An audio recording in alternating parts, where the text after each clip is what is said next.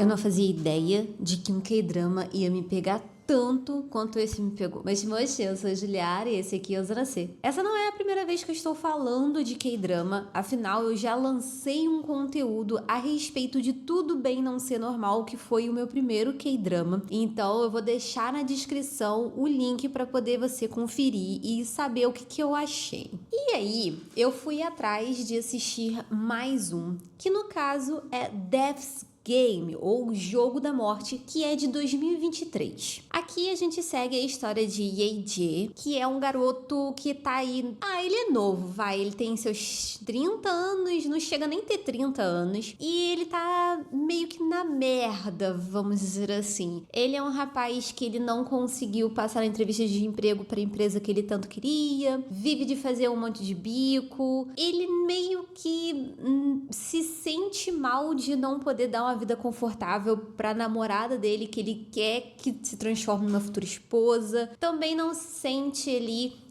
uma pessoa que é capaz de dar um futuro bom pra mãe dele. Enfim, ele vê inúmeros problemas na vida dele e ele decide encerrar com tudo isso. Acontece que, por conta dele encerrar tudo isso, ele vai parar, tipo, num limbo. Não sei bem se isso pode ser chamado de limbo, mas ele tem um encontro marcado com a morte personificada. Quando ele encontra com a morte, ela meio que dá 12 chances pra ele poder viver novamente no corpo de pessoas diferentes. E com isso, ele vai descobrindo o que cada pessoa fazia e dá um jeito de sobreviver nesse meio tempo. Eu confesso que eu fui atrás de assistir esse K-drama por conta de um ator específico, que foi o Jun-se. Eu não sei se é assim que se fala, mas é o que tá escrito. E ele fez o Monsen-te lá de Tudo Bem Não Ser Normal. Eu gostei muito do trabalho dele na série. Eu achei ele um ator incrível, então eu fui atrás. Só que eu não sabia que nós tínhamos mais atores de Tudo Bem Não Ser Normal aqui em Jogo da Morte, que é o caso da mãe do Ye-jae, que no caso de Tudo Bem Não Ser Normal, ela fez a mãe da Juri. Então é a mesma atriz. Então ela é uma mãezona. Eu tava olhando meio que a lista de outros papéis dela. Ela é uma atriz que costuma fazer mães em K-dramas. Eu achei isso um tanto interessante até. E uma outra atriz que eu não fazia ideia que eu já tinha assistido coisa dela é a própria Morte. A atriz é a Park So-dam, que fez Parasite, que foi aí um filme coreano que conseguiu até mesmo ganhar um Oscar. Inclusive, o filme é maravilhoso. Por um acaso, não sei em que buraco você se encontra nesse momento, não tenha assistido esse filme, eu recomendo 100%, porque ele realmente é muito bom. Porém, vamos lá falar da série, que é sobre isso que eu tô aqui, pra falar de Jogo da Morte. Logo de início, a gente já sabe que o tema central dessa série aqui é eu não posso falar a palavra aqui no YouTube, mas essa parte da pessoa que decide pôr um fim em sua própria vida. Então todo o enredo da série acaba girando em torno dessa temática. Porém, de acordo com que você começa a assistir e a história vai dando uma avançada, você sente que ela vai bastante pro lado da ação, sabe? Até mesmo do suspense. Eu particularmente gostei desde o primeiro episódio. Eu gostei dessa premissa de a morte querer punir o Ye-jae porque ele escreveu uma coisa na carta dele que deixou a morte puta. Ela ficou bolada com o que ele escreveu e falou: olha só, você desdenhou da morte. Então a morte está aqui para mostrar para você que ela é algo a ser temido, basicamente isso. Então ela deu aí 12 chances. Essas 12 chances estão em formas de bala, né, de cartucho, de armas, né? E cada vez que ele fosse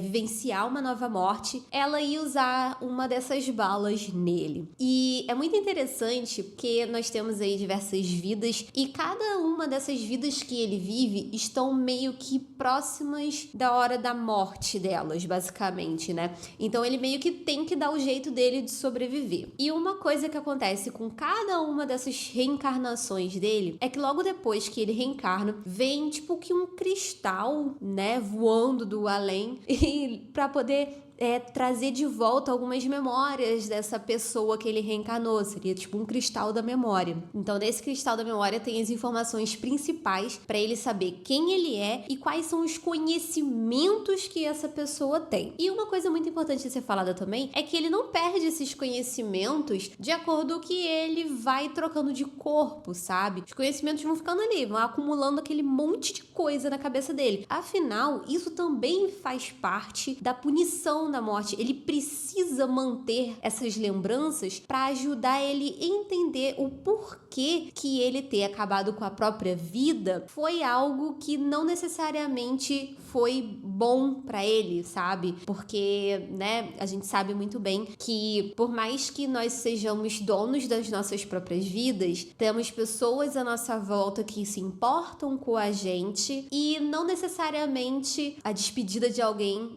é fácil para todo mundo. Então meio que gira muito em torno dessa coisa e a morte meio que quer que ele perceba isso. Então ele vai acumulando as memórias e as habilidades e toda a questão da vida dessas pessoas que ele vai reencarnando. E é muito interessante que são pessoas completamente diferentes, que têm vivências diferentes. Ele reencarna no corpo de um cara que salta de paraquedas, reencarna no corpo de um pintor muito suspeito. Então é muito interessante aí as diversas diferenças entre essas reencarnações dele, só que cada uma delas tem uma certa ligação e faz sentido ele reencarnar nessas pessoas. De acordo com o que você vai assistindo, as coisas vão fazendo sentido e elas vão se encaixando aos poucos, sabe? E uma coisa muito interessante também é que ele mostra a interação dele com a namorada dele, só que sem ser no corpo dele, mas sim na reencarnação dele. E aí vai mostrando ali, e e é ali que ele começa a sentir a merda que ele fez, basicamente. E é a partir dali também que tem meio que uma virada na história dele, por conta de um personagem em específico que tem uma participação extremamente importante nesse episódio da namorada dele. Então, essa virada meio que transforma a série em uma série de vingança. A história se torna uma história de vingança. Então é ele a todo momento querendo resolver o problema que deu nesse episódio da namorada dele. Ele anseia por resolver esse problema, né? A todo momento. Ele tanto que fica ansioso para que a morte use uma das balas para mandar ele de volta novamente no corpo de outro reencarnado para poder resolver essa questão dele. Inclusive, uma das reencarnações dele é um bebê. E, assim, até nisso ele consegue ser importante nessa história, né? E, assim, a história, ela vai se desenrolando de uma maneira tão interessante e ela prende tanto a atenção que quando as coisas acontecem, bom, pelo menos no meu caso, eu fiquei agarrada, assim, na ponta da cadeira e na ponta do sofá, de tipo, caramba, como assim? Eu quero o próximo episódio. Como assim ele fez isso? E eu fiquei, a todo momento, eu ansiava por mais dessa série. Eu lembro que quando eu fui assistir, que eu meio que tava assistindo um episódio 2 por dia, né? Então eu meio que assisti até que rápido. A série tem 8 episódios, então é uma série curta, de uma média aí de 1 hora pra baixo de duração por episódio. E o último episódio, por exemplo, ele tem 35 minutos. Então acaba sendo uma série relativamente rápida de você assistir. Mas eu lembro que eu tava assistindo, né? Eu já tinha assistido o episódio 6 e 7 e não dava pra eu assistir o 8. Eu fiquei desesperada, querendo assistir o episódio 8, porque o gancho do 7, né? O que aconteceu no final do episódio 7 pra poder levar pro 8, foi aquela coisa meio de tipo, caramba, que merda que aconteceu. Caraca, mas ele tá muito ferrado. Foi um nível assim. Então eu fiquei muito ansiosa, tanto que o episódio 8 eu assisti no dia seguinte e eu estava, meu Deus, o que vai acontecer? Socorro, como que isso aqui vai desenrolar? E foi um episódio. Foi o episódio mais curto da série inteira, mas foi um episódio de quebrar o coração, assim, ó.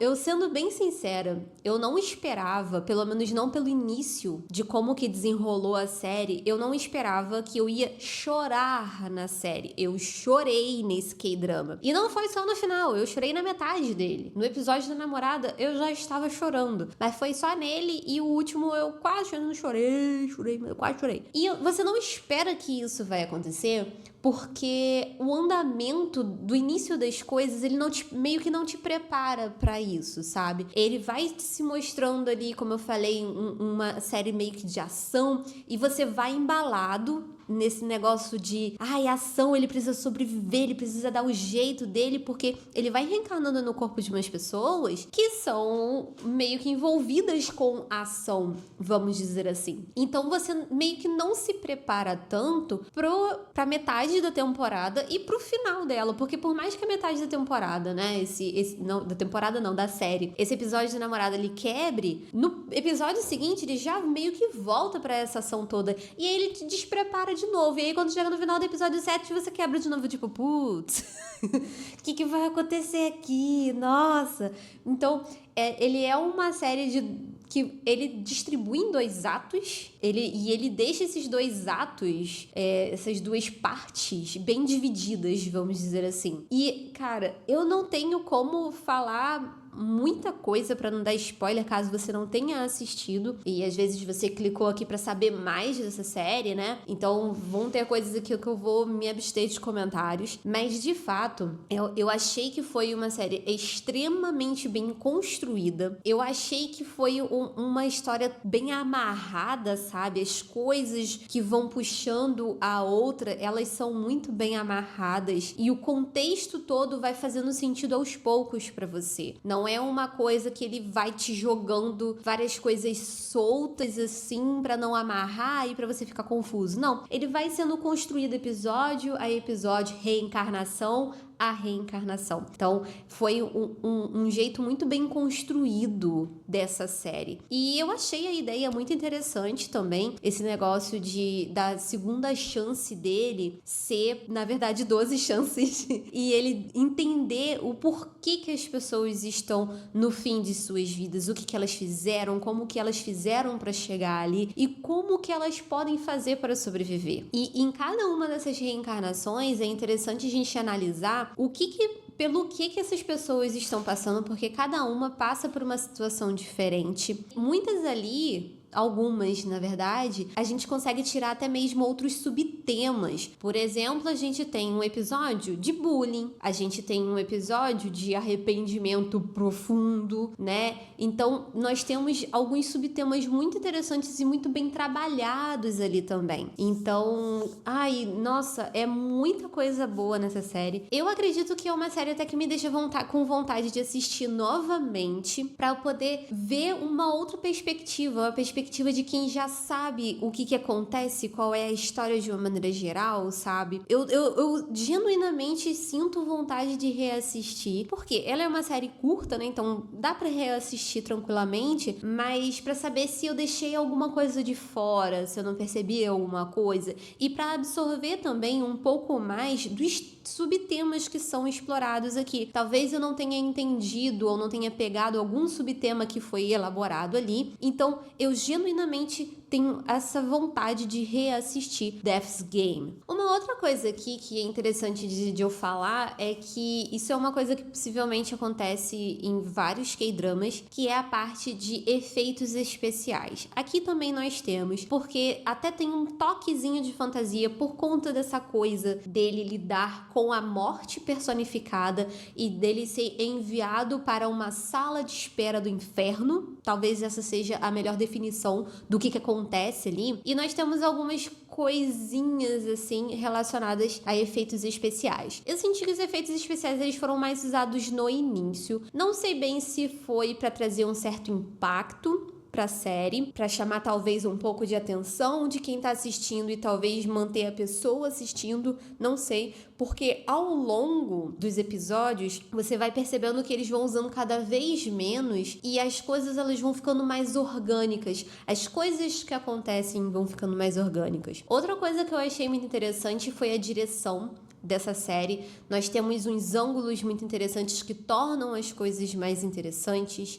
A gente tem uma fotografia muito bonita. Ela é uma fotografia um pouco mais escura, obviamente, até para poder casar um pouco com o tema, né? Mas eu achei tudo muito bonito. Falando em bonito, a morte. Nossa, aquela mulher estava belíssima. Que mulher bela. Eu achei ela, tipo, classuda, sabe? Eu achei que encaixou bem com a personagem morte, sabe? Então, eu gostei bastante. Eu achei que o conjunto, visualmente falando, faz muito sentido com as coisas que vão acontecendo ali. Então, não achei nada de muito absurdo visualmente falando. Achei que foi bem ok, assim. Então, assim, de uma maneira geral, é uma série que eu recomendo muito. Até mesmo pra quem não é muito do K-drama, né? Às vezes só quer uma série interessante pra poder ser assistida. Porque ela tem não tem uma coisa que geralmente costuma me incomodar, que é a forçação da comédia. Isso é uma coisa que às vezes me incomoda em certas obras coreanas, porque eu já assisti outros filmes, né, coreanos, e eles têm essa coisa de trazer pitadas de comédia em certos momentos da obra. Isso é uma coisa que, na maior parte das vezes, acaba me incomodando, mas isso é uma preferência minha. Aqui em Jogo da Morte, você não tem isso. Você não tem de absoluto uma forçação de comédia onde não é necessário. E isso eu gostei bastante. Por mais que ele tenha aquela parte do romance, mais uma vez, aqui é um romance muito bem tangível e palpável. Não é aquela coisa que a gente vê nos K-dramas que costumam ter romance, que é aquela coisa da apaixonou e fica 300 episódios pra poder dar a mão. Não, aqui já tá concretizado. Aqui já aconteceu e é só mostrando a relação um pouco dos dois, de como eles eram um com o outro e como eles casavam bem, sabe? Então, é outro ponto positivo, na minha opinião, em relação a Jogo da Morte. Pretendo assistir mais algum que tenha a ver com esse. Possivelmente eu vou atrás de algum outro K-drama que tenha sido atuado, não sei se isso tá correto, mas que algum dos atores de Death's Game tenha atuado. Possivelmente eu vou atrás de algum que o Oh Jun-se tenha feito. A própria Park So-dam também, que eu gostei muito dela. E o ator que fez o AJ também, ele é muito bom. Inclusive, deixa eu pegar o nome dele aqui. Ele é o In-gu. Eu não sei se eu tô falando certo isso. Eu possivelmente estou falando errado, porque a pronúncia dos nomes coreanos eu acho ela um tanto dificilzinha. Então, enfim, é o In-gu. Eu gostei muito da atuação dele em Death's Game. Ele entregou bastante. Dava pra ver, assim, o sofrimento e a raiva na cara dele. Então, eu gostei muito desse ator. Então, possivelmente, eu vou atrás de algum outro K-drama que tenha um tanto aí dessa pegada um pouquinho mais dark, um pouco mais séria, um pouco mais de suspense, que tenha alguns desses atores que nós tivemos aqui em Jogo da Morte. Então é isso, eu espero que você tenha gostado. Deixa aí nos comentários aí a sua opinião sobre o Jogo da Morte e também a sua indicação de K-drama que siga aí mais ou menos a temática de Jogo da Morte. Eu vejo você na próxima. Até lá. Tchau, tchau.